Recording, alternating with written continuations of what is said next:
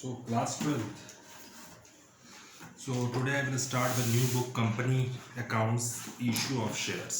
ठीक है, तो सबसे पहले इशू ऑफ शेयर्स हम पढ़ा देंगे, उसके साथ साथ एक क्लास आपको इशू ऑफ शेयर्स की मिलेगी और उसके साथ साथ एक क्लास आपको common size of comparative statement मिलेगा जो कि बहुत सिंपल होता है, परसेंटेज निकालना रहता है, बाकी कुछ भी नहीं है उसमें। ठीक है, सो आज हम स्टार्ट कर रहे हैं इशू ऑफ शेयर्स। एक क्लास आपको इशू ऑफ शेयर्स की मिलेगी और सेकंड आपको मिलेगी या तो कंपैरेटिव या तो कॉमन। एक एक दिन दो दो दिन का चैप्टर है, उसको लगा के हम लोग खत्म करेंगे। बहुत सिंपल चैप्टर है, कुछ है नहीं ज़्यादा उसमें, लेकिन स्टार्ट करते हैं इशू ऑफ शेयर्स। ठीक है, सो इशू ऑफ शेयर्स में आपके पास 12 से 14 मार्क्स, या तो 12 मार्क्स या 14 मार्क्स का एक क्वेश्चन मिलेगा।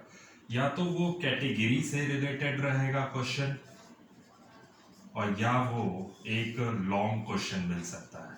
ठीक है, सो लॉन्ग क्वेश्चन और कैटेगरी वाले क्वेश्चन स्पेस में मिलेंगे। हमें सेलेक्टेड क्वेश्चन पढ़ने हैं केवल, क्योंकि इसमें वैरायटीज बहुत ज़्यादा हैं।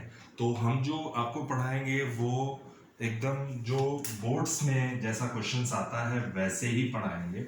मतलब कहने का मतलब है कोई भी हमको फालतू क्वेश्चन इसमें नहीं लगाना है। जो ध्यान देना है कैटेगरी वाले क्वेश्चन में जैसे बोर्ड्स में आते हैं वैसे, और लॉन्ग क्वेश्चंस में। ठीक है, तो ये 12 to 14 मार्क्स का मिलता है। 48 नंबर की आपकी पार्टनरशिप कंप्लीट हो चुकी है।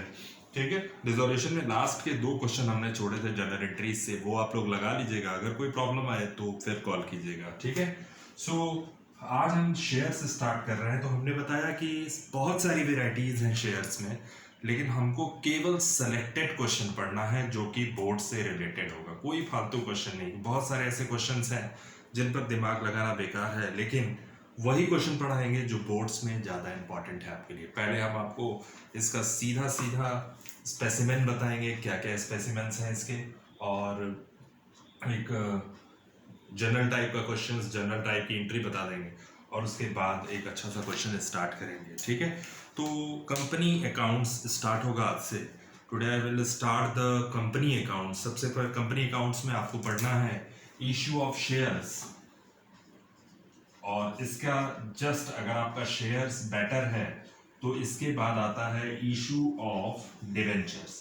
लेकिन हमको सबसे ज़्यादा कमांड जो है वो शेयर्स पे बनानी है। अगर आपने शेयर्स पे कमांड बनानी, एंट्री सब सेम रहती है, बस थोड़ा सा कैलकुलेटिव होता है ये। ठीक है, तो शेयर्स पे अगर कमांड बना लिया आप तो डिवेंचर और रिडम्पशन कुछ भी नहीं होता है। ठीक है, तो हम लोग स्टार्ट करते हैं आज इशू ऑफ शेयर्स। यानी कंपनी, जब कोई भी कंपनी रहेगी वो जब शेयर्स इशू करती है तो क्यों इशू करती है, उसका क्या रीज़न है।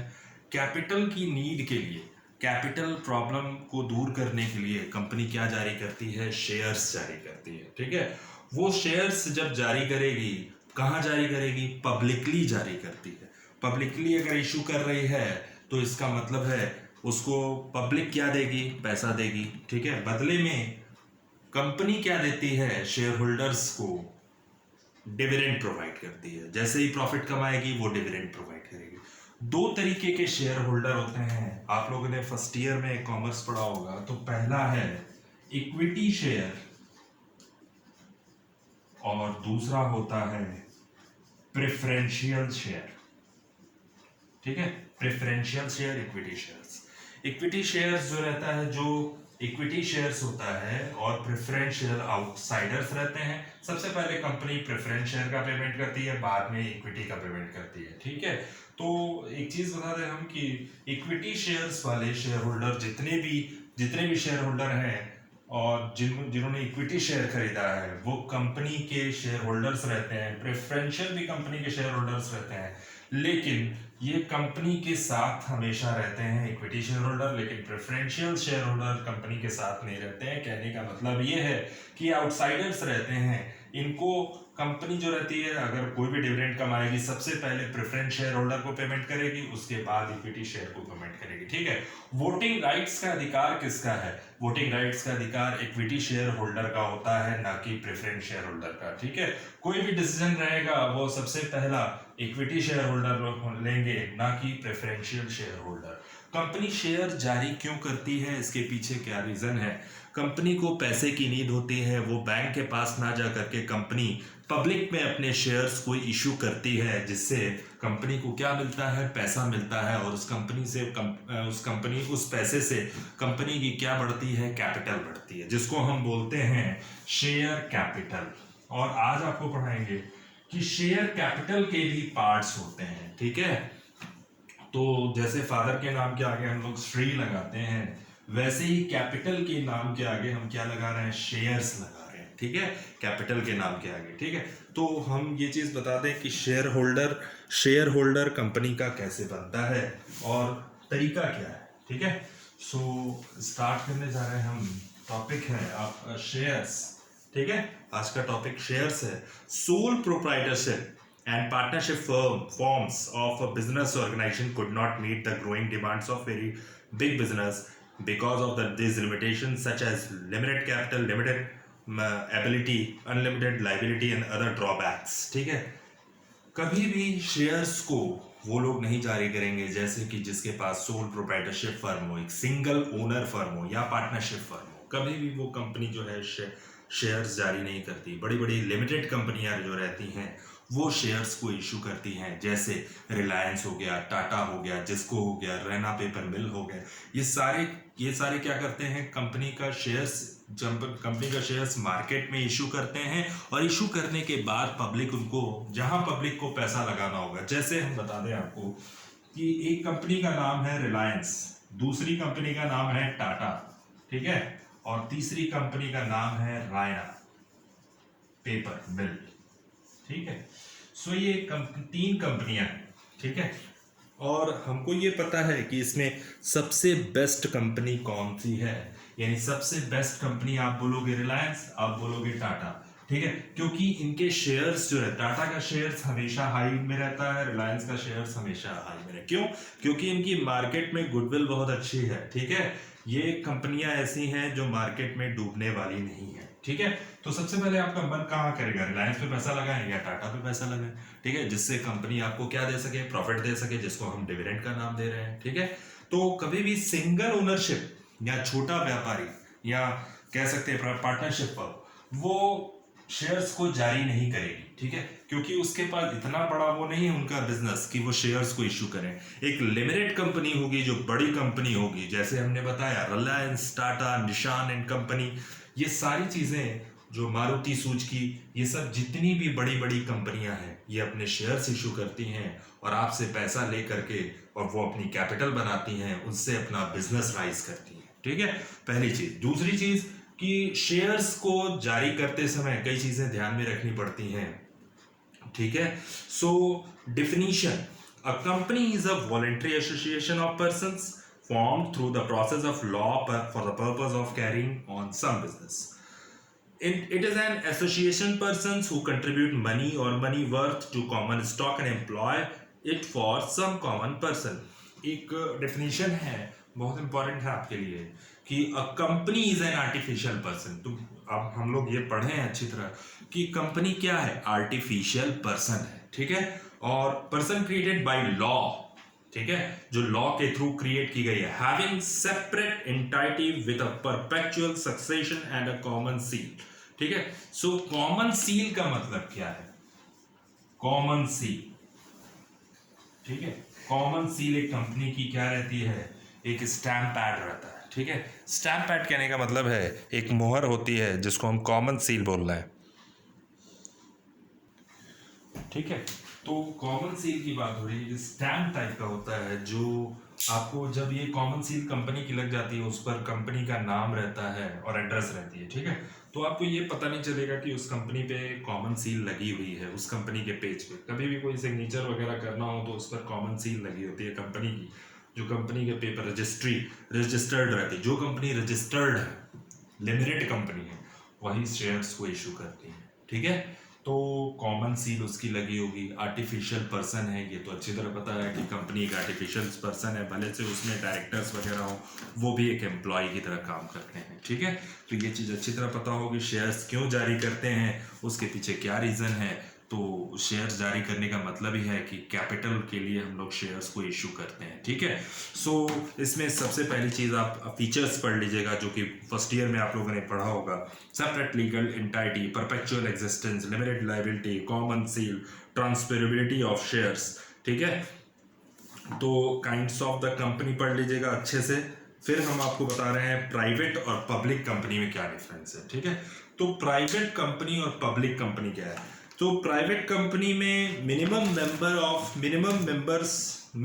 ऑफ मेंबर इज 2, ठीक है, and the maximum exclusive of past and present employees is 200, यानी दो से ज्यादा मेंबर हमारी प्राइवेट कंपनी में नहीं हो सकते हैं। लेकिन पब्लिक में क्या है?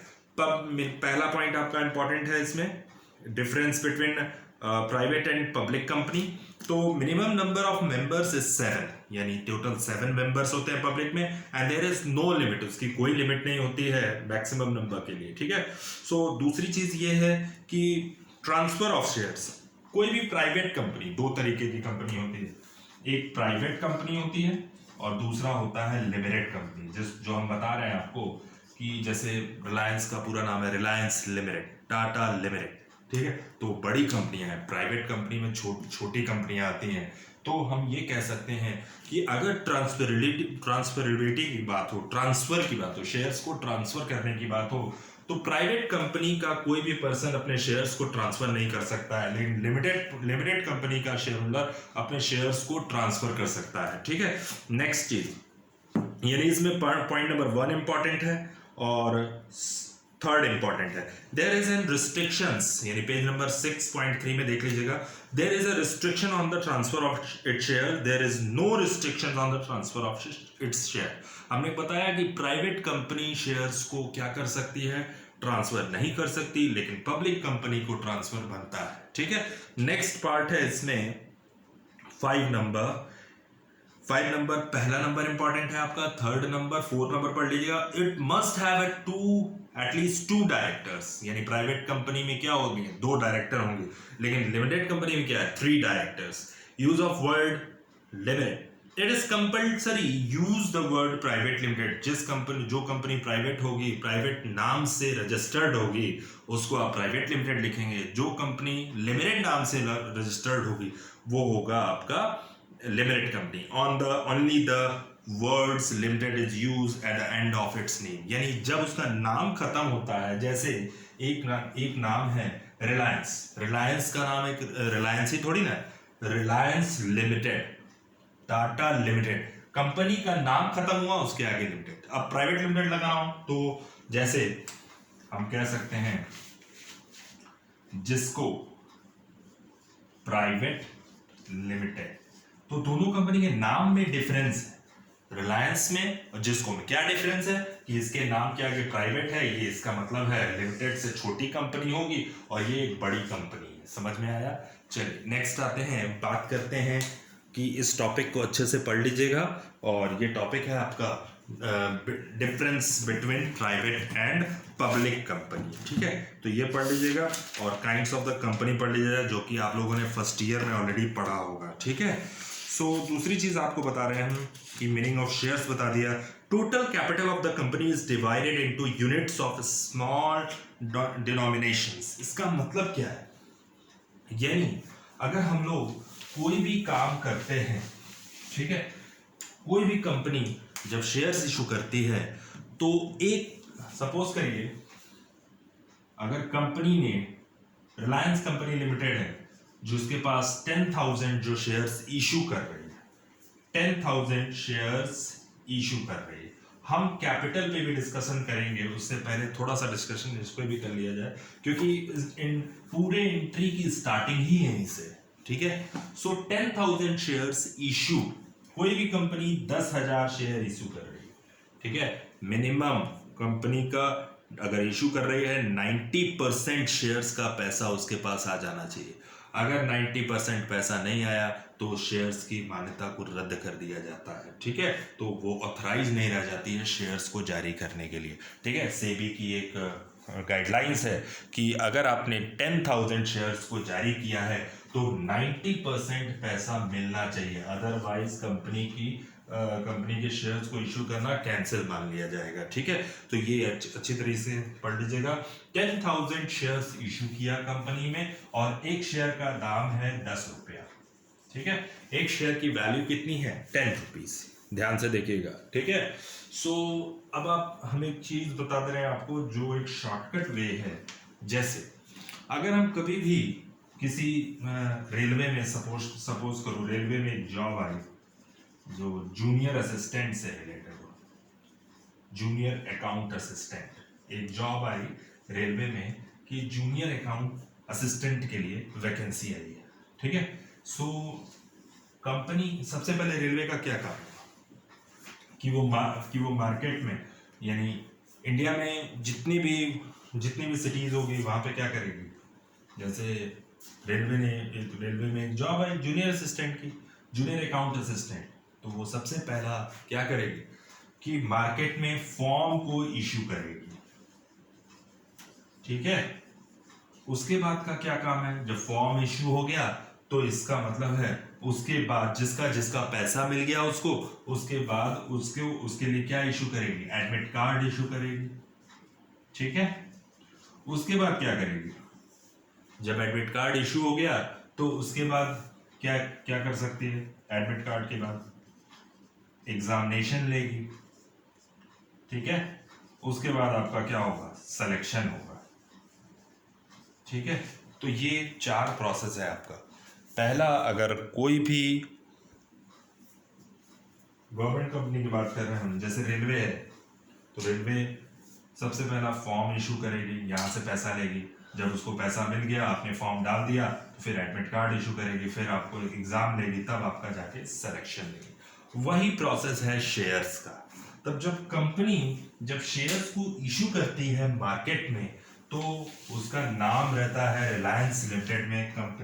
रिलायंस लिमिटेड ने 10,000 शेयर इशू किया है जिसकी वैल्यू है 10 रुपए। अब कंपनी पैसा कैसे मांगती है, आप लोगों ने फर्स्ट ईयर में अच्छी तरह पढ़ा होगा। यानी कंपनी जब पैसा मांगेगी तो सबसे पहले मार्केट में वो क्या देगी, एप्लीकेशन फॉर्म, जिसको हम एप्लीकेशन बोल रहे हैं। ठीक, फिर दूसरा, जब एप्लीकेशन का पैसा दे दोगे, फिर आपको शेयर्स क्या करेगी, अलॉटमेंट का पैसा मांगेगी। इसको हम बोलते हैं अलॉटमेंट। ठीक है, अलॉटमेंट। ठीक है, नाम के आगे, एप्लीकेशन के आगे शेयर हो जाएगा और अलॉटमेंट के आगे शेयर, यानी शेयर एप्लीकेशन, शेयर अलॉटमेंट, पहली चीज। ठीक, यानी आपने जब एप्लीकेशन दे दिया कंपनी को, तो आपसे पैसा लेगी वो। जैसे पार्ट पे पैसा मांगती है, उन्होंने एप्लीकेशन पे 2 रुपया मांगा, अलॉटमेंट पे 3 रुपीज मांगा। अब आपने जब एप्लीकेशन पे पैसा दे दिया, तो अब आपको कंपनी क्या इशू करेगी, शेयर्स अलॉट करेगी। ठीक है, फिर उसके बाद 2 इंस्टॉलमेंट अभी और बची है, जैसे 3 to 5, यानी कंपनी आपसे कितना मांग रही है, 10 रुपए, जबकि अभी आपने कितना दिया है, 5 रुपीज। यहाँ पे देखिए, पहली चीज यहाँ आपने एप्लीकेशन पे पैसा दिया, दूसरा अलॉटमेंट पे पैसा दिया। अब 2 इंस्टॉलमेंट और बची है, जिसको हम बोलते हैं first call and second call. ठीक है, तो 10 रुपये अभी नहीं पूरा हुआ। जब आप कंपनी को पूरा पैसा पेमेंट कर दोगे, पूरा 10 रुपये, एक कंपनी के शेयर की वैल्यू है 10 रुपये, जब आप 10 रुपये पूरा कर लोगे, तब आप कंपनी के शेयर होल्डर बन जाते हैं। ठीक है, सो 3 to 5 to 7 और 3, सपोज आपसे कंपनी ने 2 रुपये ले लिया एप्लीकेशन पे, 3 रुपीज अलॉटमेंट पे ले लिया, फर्स्ट कॉल पे 2 रुपये, सेकेंड कॉल पे 3 रुपये, 3 to 5, 5 3 8 और 2 10। तो इस केस में हम ये कह सकते हैं कि एप्लीकेशन पे आपसे 2 रुपया मांगा गया। ठीक है, हमने कहा आपसे कंपनी पार्ट में पैसा मांगती है, इकट्ठे आपसे पैसा नहीं मांगती। तो उस केस में ये हो गया कि आप कंपनी को पार्ट में पैसा दे रहे हो, और जब वो 10 रुपया पूरा दे देगा तो वो कंपनी का क्या बन जाएगा, शेयर होल्डर बन जाएगा। ठीक है, और कंपनी आपसे कैसे पैसा मांगती है हमने आपको बता दिया है। एप्लीकेशन के थ्रू पैसा मांगेगी, अलॉटमेंट के थ्रू पैसा मांगेगी, फर्स्ट कॉल के थ्रू पैसा मांगेगी, सेकंड कॉल के थ्रू पैसा मांगेगी। और वो पैसा कैसा है, 10 रुपीज एक कंपनी के शेयर की वैल्यू है। ठीक है, एक शेयर की वैल्यू यानी कितनी है, 10 रुपया। ठीक है, तो कैसे मांग रही है एप्लीकेशन पे, 2 रुपया, 3 रुपीज अलॉटमेंट, 2 रुपीज क्या है फर्स्ट कॉल, सेकंड कॉल क्या है, सेकंड कॉल 3 रुपीज। अब एप्लीकेशन के बारे में हमने समझा दिया। कभी भी कोई भी कंपनी अपना शेयर जारी करेगी मार्केट में तो सबसे पहले वो क्या इशू करेगी, एप्लीकेशन। फिर उसके बाद जब आप पैसा दे दोगे 2 रुपीज, ठीक है, तो वो क्या क्या करेगी, अलॉटमेंट करेगी। आपसे अलॉटमेंट पे उसने 3 रुपीज, बाकी बची 2 इंस्टॉलमेंट जिसका नाम क्या है, फर्स्ट और सेकंड कॉल। फर्स्ट कॉल पे कंपनी मांग रही है 2 रुपीज, सेकंड कॉल पे कंपनी मांग रही है आपसे 3 रुपीज, ठीक है। तो टोटल आपने 10 रुपया जब पेमेंट कर दिया तो इसका मतलब है कि आप कंपनी के शेयर होल्डर्स बन गए। अब दूसरी चीज आपको शॉर्टकट तरीका बता दें, एंट्री करने का तरीका, ठीक है। राइट करिएगा एंट्री, और जैसे जैसे एंट्री हम बताते जाएंगे वैसे वैसे आप करते जाइएगा, ठीक है। तो सबसे पहले हम शॉर्टकट तरीका बता रहे हैं, पहले आप रिसीव की एंट्री करेंगे, फिर ट्रांसफर की एंट्री करेंगे, फिर सेकंड केस में ड्यू रिसीव, ठीक है, थर्ड केस में ड्यू रिसीव की एंट्री करेंगे, ठीक है, फोर्थ केस में ड्यू रिसीव की एंट्री करेंगे। ये 4 केस होगा आपके पास। हो सकता हो क्वेश्चन में सेकंड कॉल नहीं दिया हो तो कोई दिक्कत नहीं है, ठीक है। तो रिसीव ट्रांसफर क्या है, ड्यू रिसीव क्या है, ड्यू रिसीव क्या है, ड्यू रिसीव क्या है। तो इस 3 केसों में आप ड्यू रिसीव की एंट्री करेंगे, allotment, first call, second call. लेकिन एप्लीकेशन के समय आप सबसे पहले, हमने ये बताया ना, कंपनी जब इशू करती है शेयर्स को तो सबसे पहले एप्लीकेशन फॉर्म वो आपको पोस्ट करती है और बदले में आप उसके फॉर्म को फिल करके देते हैं, तब कंपनी अलॉट करती है। जब फिल करके देंगे तो आप कंपनी को 2 रुपीज दे रहे हो, ठीक है। यानी 10,000 इंटू 2 करोगे, 10,000 इंटू 10,000 शेयर्स जारी किया था, तो इसका मतलब है 10,000 वालों से 2 रुपये एप्लीकेशन पे मांगा गया, यानी 20,000 रुपीज टोटल एप्लीकेशन से मिला। 10,000 वालों ने अलॉटमेंट, 10,000 वालों को जब शेयर अलॉट किया गया तो कितना मिला, 30,000। 10,000 इंटू 3, फर्स्ट कॉल से कितना मिला, 10,000 इंटू 2 20,000, 10,000 इंटू 3 30,000। तो ये चीज आपको मिल गई, ठीक है। नेक्स्ट थिंग, जब आपसे पैसा मांगा गया है 20-30, ठीक है, तो इसका मतलब है सारे का आपको पैसा मिल गया। अब हम शेयर्स, कंपनी की क्या बन गया, शेयर होल्डर, ठीक है।